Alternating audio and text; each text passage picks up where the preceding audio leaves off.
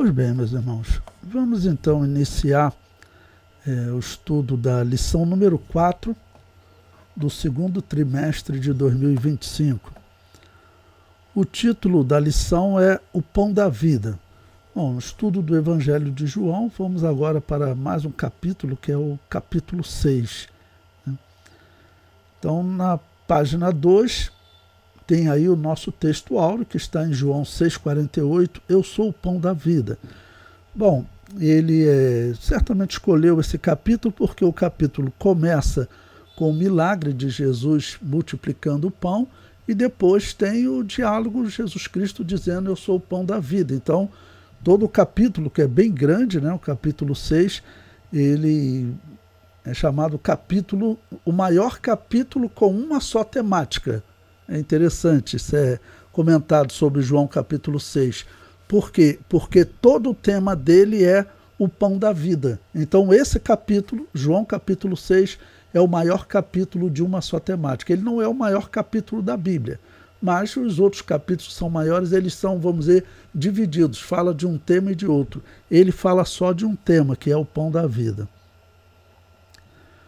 Bom, a verdade prática que diz, Jesus é o pão da vida que sacia a fome espiritual de todo ser humano.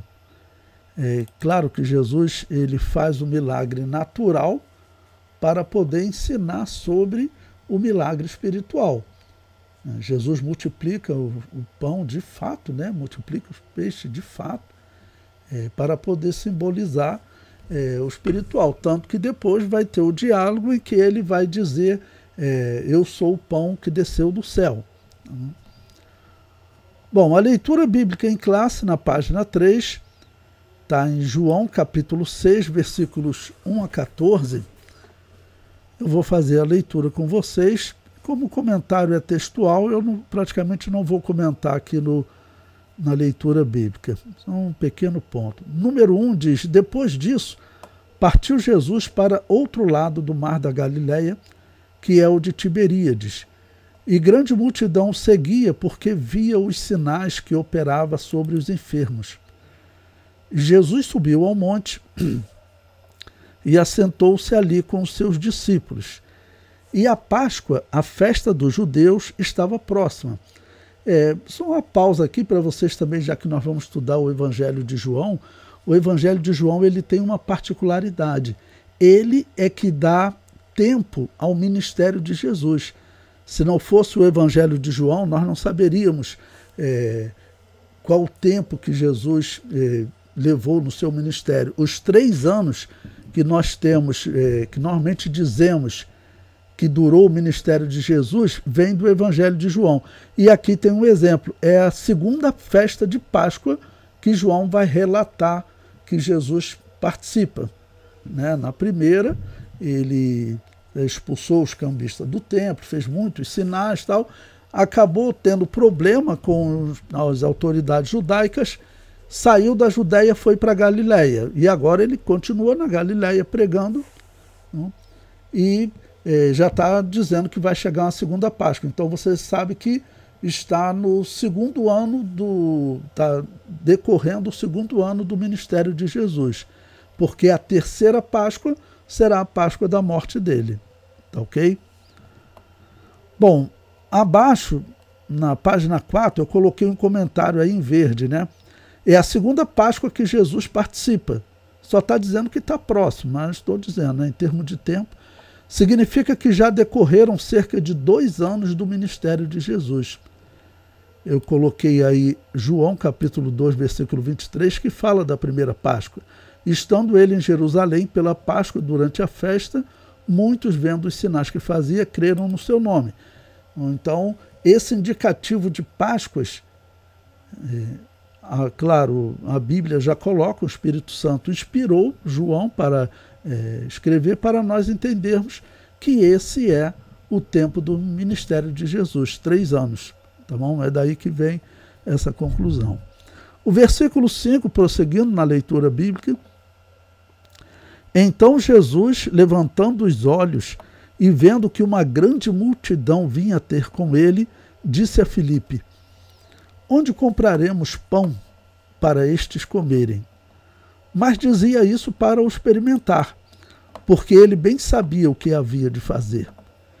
Filipe respondeu-lhe: 200 dinheiros de pão não lhe bastarão para que cada um deles come um pouco. E um dos seus discípulos, André, irmão de Simão Pedro, disse-lhe: está aqui um rapaz que tem 5 pães de cevada e 2 peixinhos, mas que é isso para tantos? E disse Jesus: mandai assentar os homens, e havia muita relva naquele lugar. E assentaram-se, pois, os homens em número de quase 5.000. Bom, então veja, o texto bíblico ele está destacando uma história preliminar em que Jesus vai fazer o milagre da multiplicação do pão e na sequência acontece, né, de Jesus fazer o discurso dizendo que ele é o pão vivo que desceu do céu. Versículo 11. E Jesus tomou os pães e, havendo dado graça, repartiu-os pelos discípulos, pelos que estavam assentados, igualmente também os peixes, quanto eles queriam. E quando estavam saciados, eram cerca de 5.000, né? Quase 5.000, disse aos seus discípulos: recolhei os pedaços que sobejaram, para que nada se perca. Recolheram-nos, pois, e encheram 12 cestos de pedaço dos 5 pães de cevada, que sobejaram aos que haviam comido. Vendo, pois, aqueles homens o milagre que Jesus tinha feito, diziam: este é verdadeiramente o profeta que devia vir ao mundo. Bom, realmente o texto também ensina que as pessoas, elas tendo um milagre, algo, né, que seja palpável na descrição humana, que ele realmente vê com os olhos, isso parece que aumenta a fé da pessoa. Só que nós sempre vemos na Bíblia que a fé espiritual, ela não é essa fé que ela viu, então ela creu. Essa é, na verdade, uma fé natural, né? Vamos dizer, além dessa fé, que essas pessoas desenvolvessem a fé espiritual. A continuação da história, infelizmente, até mostra que alguns não. Alguns Jesus vai repreender, dizendo que eles estavam ali por causa do pão. Então Jesus viu, né? Nesse não teve transformação, esse não tem a fé espiritual. Bom, o comentário na introdução diz: o Senhor multiplicou pães e peixes para saciar a fome de uma grande multidão. No entanto, ele notou que as pessoas estavam focadas apenas nas suas necessidades materiais, preocupando-se unicamente em satisfazer a sua fome imediata. A lição desta semana visa demonstrar que somos dependentes de Deus. Essa dependência não se limita às necessidades materiais, mas, acima de tudo, refere-se à nossa necessidade espiritual, que só o pão da vida pode satisfazer plenamente.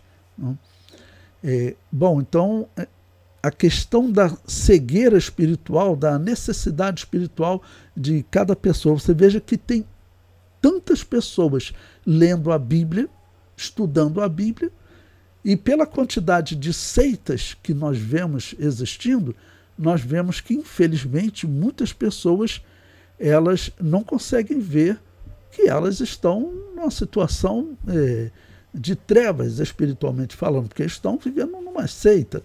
Não?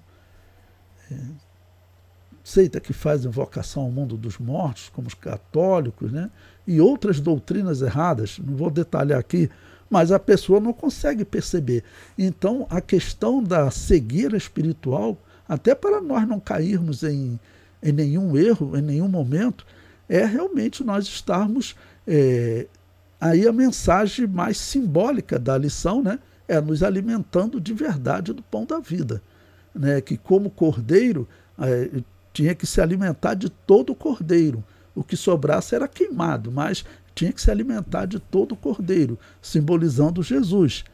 Então, é o único caminho para nós não cairmos na cegueira espiritual e, infelizmente, aqueles que não conseguem ver, estão envolvidos com seitas, né? Trabalhar e orar por eles, né? Bom, abaixo eu coloquei um comentário em verde. O pão era o grande símbolo do alimento no dia dos rabinos, os judeus que usavam principalmente. Mas, assim, a ilustração de alimento, necessidade de alimento, vamos considerar era geral. Porém, os rabinos usavam muito porque no Antigo Testamento Deus usou a figura, né, o literal, e a figura de um maná, um pão, para alimentar o povo no deserto. Então isso passou a ser muito usado nas ilustrações dos rabinos, né? Continuando, mas também era utilizado entre os gregos e os romanos.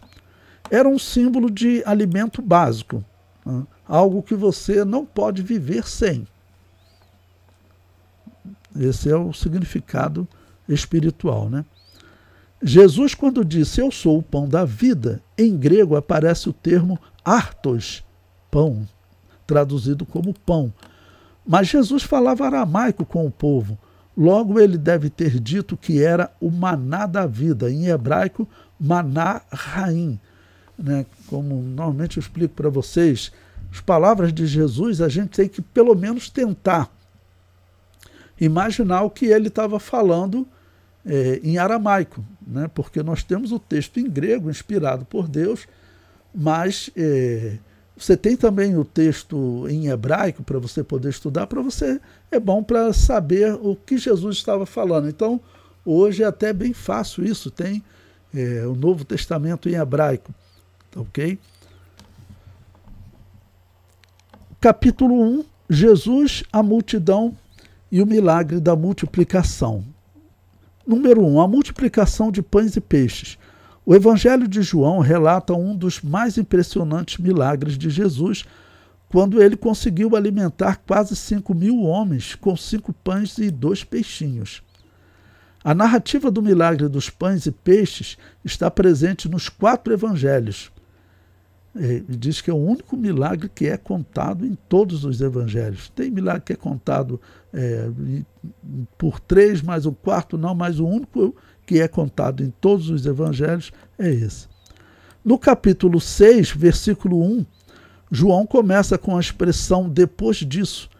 Esta frase refere-se aos acontecimentos que se seguiram às palavras de Jesus dirigidas aos judeus em Jerusalém, durante a provável festa da Páscoa mencionada no capítulo 5. O milagre, como o único milagre mencionado nos 4 evangelhos, o evangelista procura mostrar a multiplicação de pães e peixes neste capítulo como uma manifestação do poder ilimitado de Deus. Bom, esses 2 tópicos aqui eu vou deixar para vocês poderem ler depois. Ele vai focar nesse milagre e depois vamos focar no pão da vida espiritualmente. O item 3, no final da página 7, que diz qual o interesse da multidão, o comentarista fala daquela parte ruim que, infelizmente, Jesus Cristo teve que repreender, que teve alguns que estavam ali por causa do alimento, né? Então, eles se alimentaram do pão natural, mas não se alimentaram do pão espiritual. No final da página 8, eu coloquei aí um comentário em verde, né? Que ele comenta dessas pessoas que falharam, não?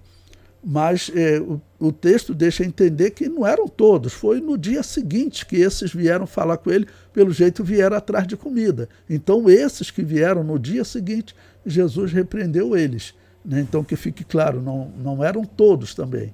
Alguns realmente estavam seguindo a fé verdadeira. Então no final da página 8 eu comento: não há como saber quantas pessoas buscavam a mensagem de Jesus e quantas estavam procurando apenas alimento físico.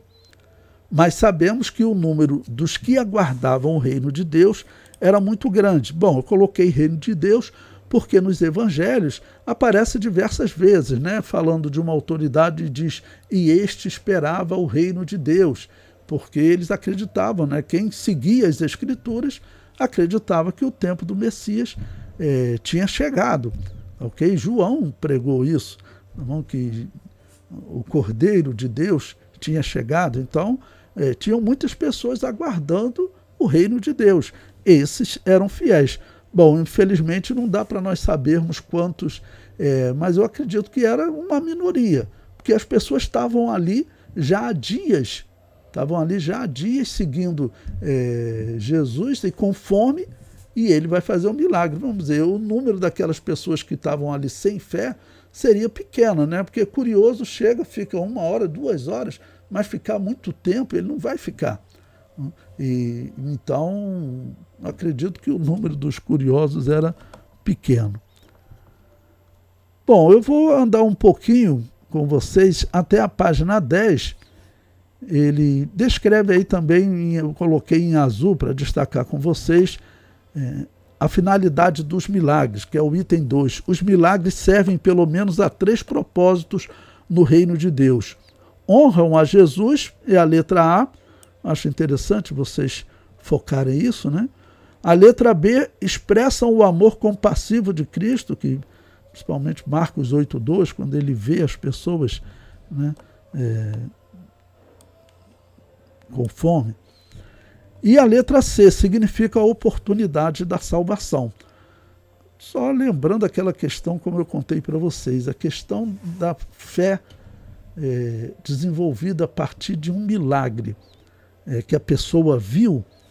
Eu sempre falo o seguinte, a gente tem que ir atrás dessa pessoa para ensinar ela também a fé espiritual. Porque, às vezes, pelo milagre, a pessoa que ela viu acontecer, ela passa a crer porque ela viu, mas ela nunca desenvolve a fé espiritual. Pode acontecer, né? Pois bem, na página 11, próximo do final da página 11, eu coloquei um comentário aí em verde, falando sobre essa aplicação que ele está fazendo. Eu comento, toda ação do cristão o aproxima mais ou aproxima menos de Jesus. Cada decisão de ler a palavra de Deus, realizar orações ou culto a Deus, resultam em uma maior aproximação. Quanto mais você estiver envolvido com o Evangelho, quanto mais você estiver envolvido com a Bíblia, com oração, com visitação ou um louvor a Deus, algum trabalho ligado ao reino, quanto mais você estiver envolvido, é claro que você está mais próximo de Deus, porque você está se alimentando mais do pão da vida. Esse é o significado. O capítulo 2, no final da página 11, diz: Jesus desafia a fé dos discípulos. Eu achei esse ponto aqui sobre o desafio interessante, né, que acho que algo que você pode usar de forma bem interessante na sala de aula. O número 1, ele diz que Jesus subiu ao monte, está aí no final da página 11, ele só diz que é difícil identificar esse monte. Eu fiz um comentário abaixo, na página 12, que eu comento, o milagre da multiplicação de pães ocorreu próximo à cidade de Betsaida, ao norte do Mar da Galileia, na região da tribo de Naftali. Coloquei até um mapa na página 13 para vocês. Bom, aquela região ali realmente não é uma região que tem assim montes que se destaquem. Então são muitos montes, não dá para nós sabermos qual foi esse monte, mas está indicado aí no mapa onde que ficava a cidade de Betsaida. Na página 14, é o número 2, o desafio para os discípulos. Eu coloquei um comentário abaixo para acrescentar o comentário aí que o autor fez. Eu comento em verde. Apesar de alguns dizerem que o tempo resolve tudo, sabemos que as questões de fé são resolvidas com a confiança em Deus. Os apóstolos deveriam entender que eles estão fazendo a obra de Deus e a possibilidade de um milagre existe. O dono da obra garante.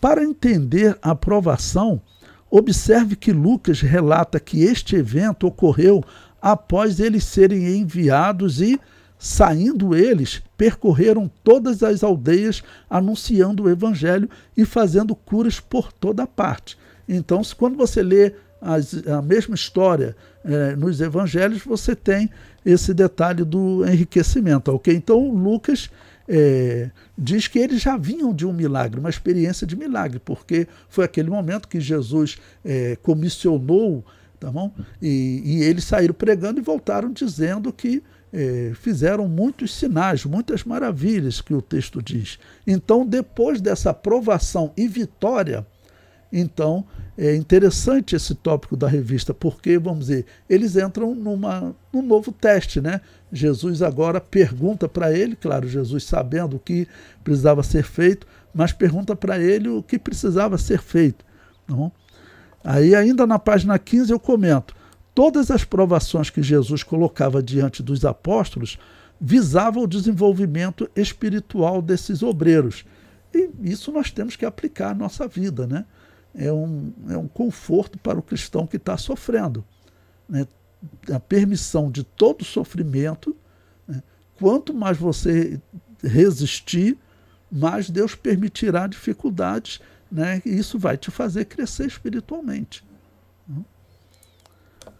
O comentário prossegue: ele preparava os seus discípulos para enfrentarem este mundo quando ele partisse.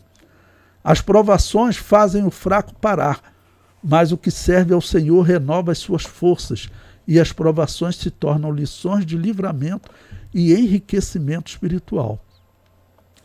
Aí eu coloco, os versículos seguintes nos ensinam que as provações continuam. Por quê? Eles passam por essa provação, estou falando nesse ponto aqui que ele trouxe da revista, que Jesus questiona, né? Pergunta, né? Então, o que deveriam fazer? Tá bom? Como comprar pão, o que vocês sugerem? Né? Que precisava uma ação de fé. Tá bom? E depois disso, o que acontece? Jesus vai para o monte orar e vai deixar eles passarem por uma terceira provação. Por isso que eu falei, o contexto eles tinham vindo de uma aprovação que eles foram comissionados. Jesus comissionou os 70, eles saíram pregando, os apóstolos foram e voltaram vitoriosos. Tá bom? Aí tem esse, que é um teste realmente, o autor da revista chamou de teste, que Jesus questiona o que fazer, como alimentar essas pessoas. Que eles, vamos dizer, passam, né, nesse teste. Pelo menos André tem a ação, ele vai atrás, procura alguém, eu consegui aqui pão e peixe. Então, alguma ação ele tomou, ok? E agora, depois disso, que eles então foram vitoriosos, Jesus vai para o monte e vai deixar eles enfrentarem, né, uma tempestade no mar. Okay? Veja, é o versículo que eu coloquei aí, de João, capítulo 6, versículo 15, que é a sequência do milagre dos pães. Ele diz: sabendo, pois, Jesus que haviam de vir arrebatá-lo para o fazerem rei, tornou a retirar-se ele só para o monte. E quando veio a tarde, os seus discípulos desceram para o mar. Como eu estava dizendo, que eles vão passar por uma terceira provação. E entrando no barco, passaram o mar em direção a Cafarnaum. E era já escuro, e ainda Jesus não tinha chegado perto deles. E o mar se levantou, porque um grande vento assoprava. E tendo navegado uns 25 ou 30 estádios, viram Jesus andando sobre o mar e aproximando-se do barco, e temeram. Porém ele lhes disse: sou eu, não temais. Pois bem, João vai praticamente terminar o relato aqui, mas esse mesmo relato, Mateus continua contando quando Jesus diz: sou eu, não temais. Aí veja, em Mateus capítulo 14, versículo 28, ele diz: e respondendo-lhe Pedro, e disse: Senhor, se és tu, manda-me ir contigo por cima das águas. Ou seja, veja a sequência de provações que eles estão passando, né? Eles foram enviados, tiveram sucesso, né, voltaram dizendo que fizeram maravilhas. Depois teve, né, a nova aprovação que a revista está falando do alimento para o povo. Então, o terceiro, vamos dizer, é a tempestade que eles estão vivendo, e agora Pedro que coloca um desafio, né, de fé também. Então, faça o milagre de eu andar pelas águas. E ele disse: vem. E Pedro, descendo do barco, andou sobre as águas para ir ter com Jesus. Ou seja, Pedro experimentou o milagre por algum momento. Não? Porque o texto está dizendo que ele andou sobre as águas. Ele não chegou logo e foi afundando, não. Ele andou sobre as águas, ou seja, a simbologia da aprovação que eles estão passando agora com Pedro é alguém que vai ser vitorioso até um determinado momento, ou 100% vitorioso, mas infelizmente ele acaba que deixa a desejar um pouquinho na fé. O versículo 30. Mas sentindo o vento forte, teve medo. E começando a ir para o fundo, clamou dizendo, ou seja, a fé do apóstolo Pedro, que estava, vamos considerar, em dia, infelizmente, ele teve medo, porque surgiu o vento forte. Estamos na página 16, né? E começando a ir para o fundo, clamou dizendo, Senhor, salva-me. E logo Jesus, estendendo a mão, segurou e disse-lhe. Né? Eu sempre falo o seguinte, esse texto aqui é um texto que normalmente, às vezes, o pregador não quer nem usar, né? Porque ele parece um texto de derrota. Mas, quer dizer, a Bíblia não tem, vamos dizer, texto de derrota, né?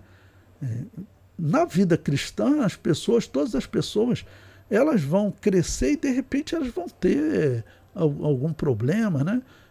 Eu vi uma vez um presbítero que ele perdeu, quando ele perdeu a mãe dele, ele ficou numa situação, a fé dele foi abalada mesmo, né? A fé dele foi abalada. Então, às vezes, a pessoa fica numa situação difícil, está passando por uma situação difícil, e podemos dizer que praticamente todo mundo, em algum momento, o vento bate, é humano, exatamente a pessoa ter aqueles momentos difíceis. Mas aí, vamos dizer, a história ela termina bem. A história não termina mal. O apóstolo Pedro teve um momento de fraqueza, mas ele representa todos nós e representa Jesus no final, ajudando todos nós. Né? Então, aí Jesus Cristo diz para ele, né, estende a mão, segurou e disse-lhe, homem de pequena fé, por que duvidaste? E quando subiram para o barco, acalmou o vento. Então aproximaram-se os que estavam no barco e adoraram-no, dizendo, és verdadeiramente o Filho de Deus.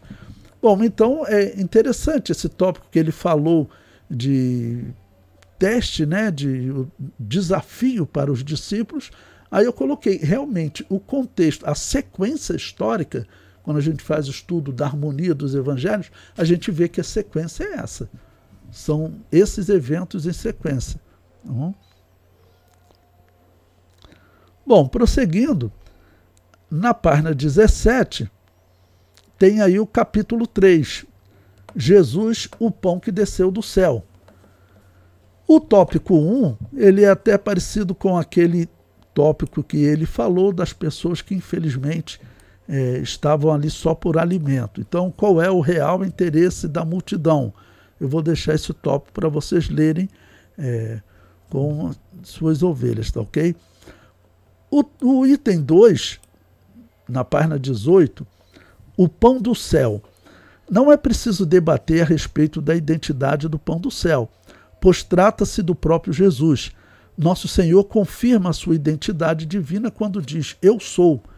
Há pelo menos 7 declarações somente no Evangelho de João que autenticam essa identidade divina. Eu sou o pão da vida, eu sou a luz do mundo, eu sou a porta das ovelhas, eu sou o bom pastor, eu sou a ressurreição e a vida, eu sou o caminho, a verdade e a vida, eu sou a videira verdadeira.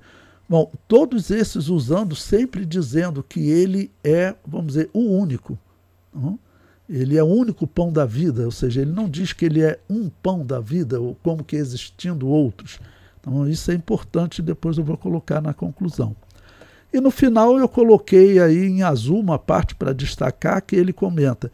Há uma comparação no versículo 32 entre o maná da peregrinação de Israel no deserto, sob a liderança de Moisés, com o verdadeiro pão que desce do céu, ou seja, o próprio Cristo, nosso Senhor, que afirma que quem se alimentar desse pão viverá para sempre.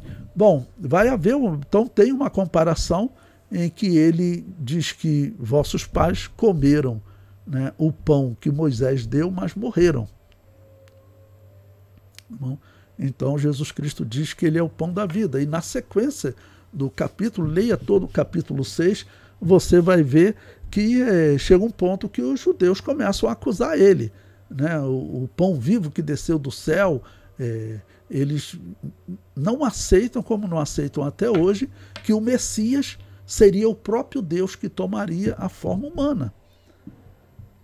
Eles não aceitavam. Então, a sequência do capítulo é exatamente o debate sobre isso. Na página 19, o item 3, o que é comer o pão?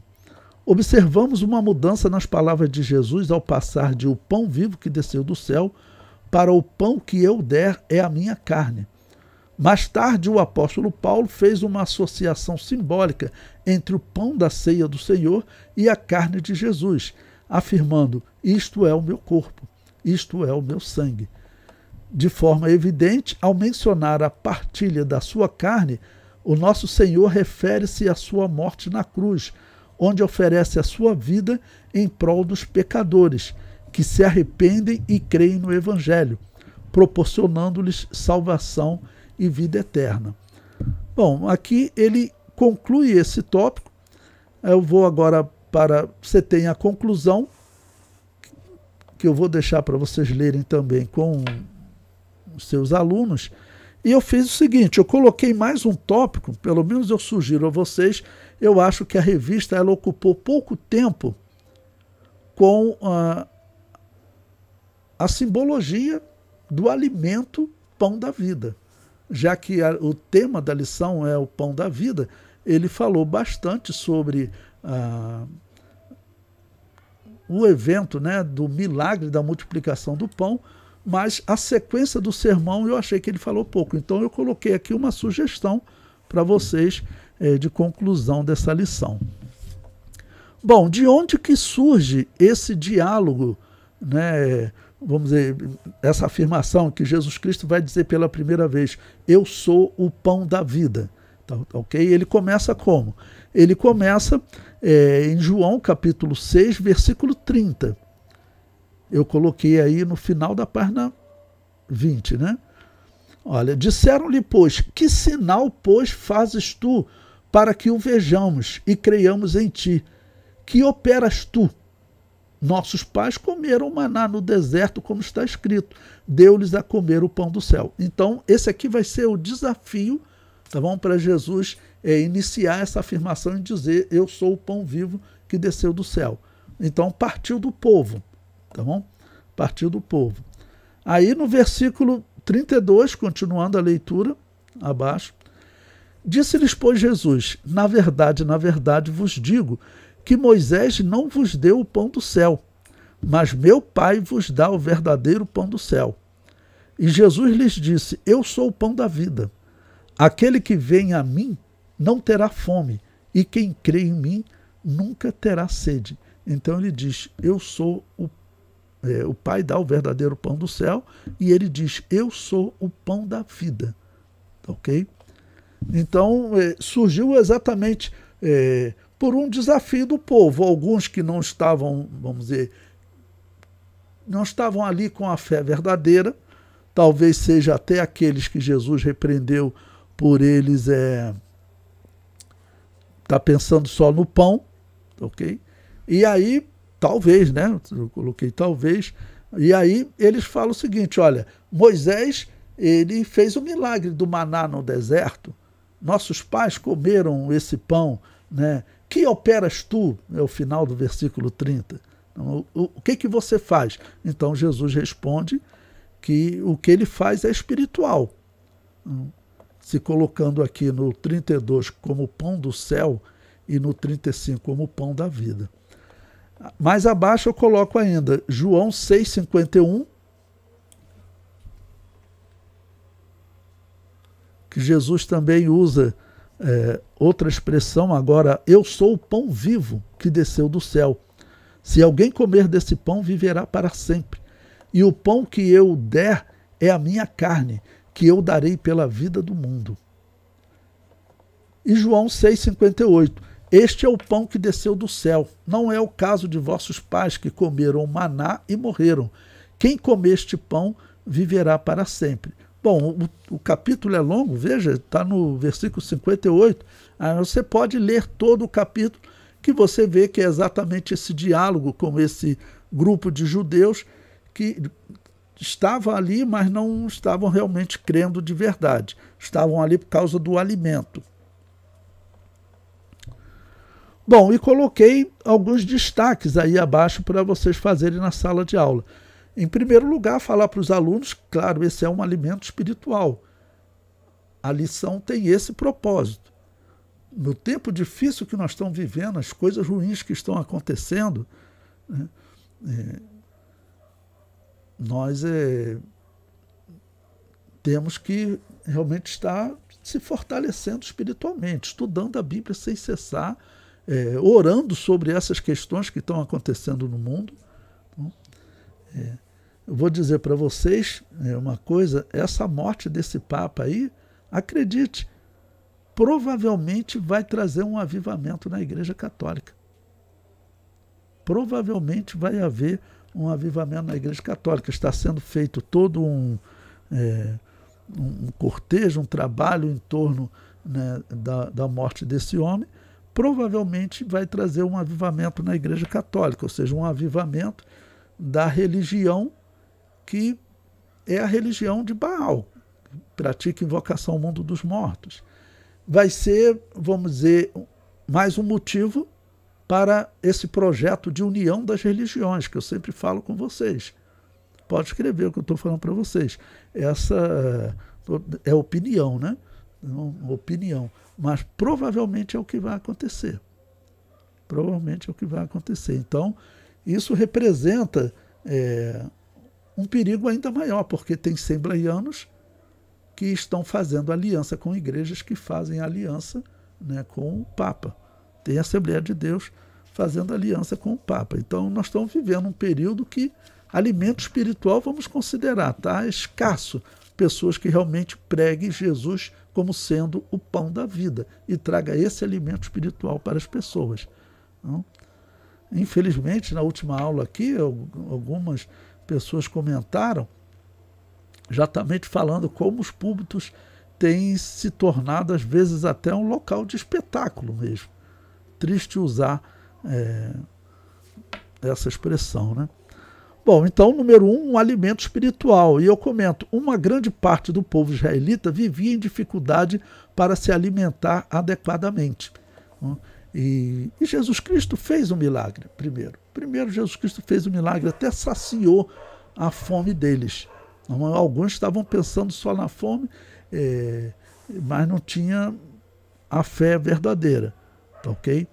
Mas acima até do alimento natural está o alimento espiritual. É claro que o homem necessita do alimento físico também, mas o alimento espiritual em primeiro lugar. Número 2, um alimento superior ao alimento que Moisés entregou ao povo. Era um indicador de que o reino seria tirado de Israel. Em Êxodo 16:35, né, que diz, e comeram os filhos de Israel maná 40 anos, até que entraram em terra habitada, comeram maná até que chegaram aos termos da terra de Canaã. Deus fez esse milagre com eles, né, por 40 anos. E é isso que o povo está questionando diante de Jesus. Mas quando Jesus Cristo diz, né, que e coloca o que Moisés trouxe como inferior ao que ele está trazendo, ou seja, ele é superior a Moisés, esse é um dos temas da epístola aos Hebreus, claro, né? Ele é superior a Moisés, ele está indicando também que o reino seria tirado de Israel. Por isso eu coloquei aí Mateus 21:43. Portanto, eu vos digo que o reino de Deus vos será tirado e será dado a uma nação que deu os seus frutos, né? Porque Israel não deu esses frutos. O item número 3, uma doutrina que é sempre importante nós repetirmos, um alimento completo e definitivo. Um alimento completo e definitivo. Por quê? Porque tem seitas na história que dizem que Jesus, em algum momento da história da igreja, ele entrou no santuário celeste para completar a obra expiatória. Essa é a expressão que Ellen White usa, né, para fundar o adventismo do sétimo dia. Quando ela diz que a obra da cruz precisou ser completada, ela está dizendo que ela, claro, não foi completa. E esse é um pecado grave. Quando alguém pergunta por que a igreja adventista do sétimo dia aceita, é por ela guardar o sábado? Não. Eu não posso chamar ninguém de seita por ele guardar o sábado. Porque o apóstolo Paulo diz que um considera iguais todos os dias, outro faz distinção entre dias e dias. Cada um esteja na sua fé. O apóstolo Paulo deixa bem claro que para a igreja você pode guardar, pode não guardar. Você deve tirar um dia por semana para você descansar, porque é bíblico, né? É bom, ok? Mas você pode guardar ou não guardar. O cristão, já que o apóstolo Paulo diz que não tem, na verdade, um valor doutrinário diante de Deus, a escolha não significa um erro, então você pode escolher guardar ou não guardar. Então, guardar o sábado torna eles uma heresia? Não. Por que torna uma heresia? Porque Ellen White, quando foi explicar como teria sido a volta de Jesus, né, que Guilherme Miller, o fundador da seita, marcou, ela disse que, na verdade, Jesus entrou no santuário celeste. Jesus não veio na terra, entrou no santuário celeste. Para quê? Para completar a obra expiatória. Então, todos que em algum momento pregarem, isso é um alerta importante para vocês, todos que em algum momento pregarem que a obra expiatória da cruz não foi completa, você pode esquecer, né, que você tem que declarar ela como uma seita, porque esse é um dogma do cristianismo. A obra da cruz é completa, perfeita. Então, por isso eu botei ali simbolizando como um alimento completo e definitivo. Botei Hebreus 10:14, que diz: porque com uma só oblação aperfeiçoou para sempre os que são santificados. Tá bom? Então, por uma só oblação, por um só sacrifício. Também Hebreus 9:28. Assim também Cristo, oferecendo-se uma vez para tirar os pecados de muitos, aparecerá a segunda vez sem pecado aos que o esperam para a salvação. Tá bom? Então, oferecendo-se uma vez. Essa é uma doutrina fundamental, juntamente com o dogma do monoteísmo. Então, é um dogma do cristianismo, que a morte de Jesus Cristo na cruz foi perfeita, ok? E um sacrifício feito uma só vez. Uma só vez. Não tem nada de completar. O item 4, que diz o único alimento espiritual que salva o homem. Essa é uma questão falando de Jesus como pão da vida, que tem que ficar bem claro. O cristianismo tem que continuar pregando que ele é o único caminho que salva. Que todos os outros, Jesus Cristo falou assim, nós temos que repetir, todos os outros são enganadores. Por isso ele vai dizer que ele é o caminho, a verdade, a vida. Ele não é apenas um dos caminhos para que as pessoas cheguem a Deus. Não. Então, falando de alimento, ele é o único pão da vida verdadeiro, ou seja, o único que realmente dá vida ao homem. Eu falo isso porque essa afirmação está perto de, em algum momento, ela se tornar crime. Vou dizer, crime ainda não é. Agora, que você já percebe que as pessoas ficam olhando para você como algo assim que não era para ser falado. Mas como assim, se nós temos doutrinas que estão sendo atacadas, pervertidas, nós temos a obrigação de falar. Tá? E essa crença que surgiu entre as pessoas de abraçar todas as igrejas, que todas as igrejas estão certas, isso daí não é bom, não. E o caminho também é abraçar todas as religiões. Você pode ver, vai ter aí um encontro no Brasil, acho que vai ser em Belém do Pará, né? Vai ter um encontro no Brasil de ecologia. Você pode ver quem é que vai participar. Tem sempre os religiosos que participam desses encontros, né, de ecologia. E ali sempre ocorre união de pessoas de diversas religiões. Isso aconteceu há 2 anos atrás, teve um pastor da Assembleia de Deus que participou. Então, eles sempre fazem essas reuniões e a finalidade é dizer que todo caminho leva a Deus. É que todas as religiões estão juntas, vamos esquecer as diferenças doutrinárias. É isso que eles estão fazendo, né? Mas nós temos que continuar pregando que a mensagem de Buda é até bonita, mas ela não salva o homem. Eu falo que é bonita porque, por exemplo, uma vez dando aula de ciências da religião, aí eu peguei uma frase de Buda, do Siddhartha Gautama, né? E falei para os alunos para a gente iniciar a conversa. A frase dele era: assim como a carroça segue o animal que a puxa, a dor e o sofrimento segue o homem que escolhe o caminho mau. Eu falei, pô, que frase bonita, né? Aí vou até colocar para os alunos. Aí depois teve aluno que falou, pô, pastor, eu já ia até usar no culto de domingo para pregar, porque a frase é realmente muito bonita.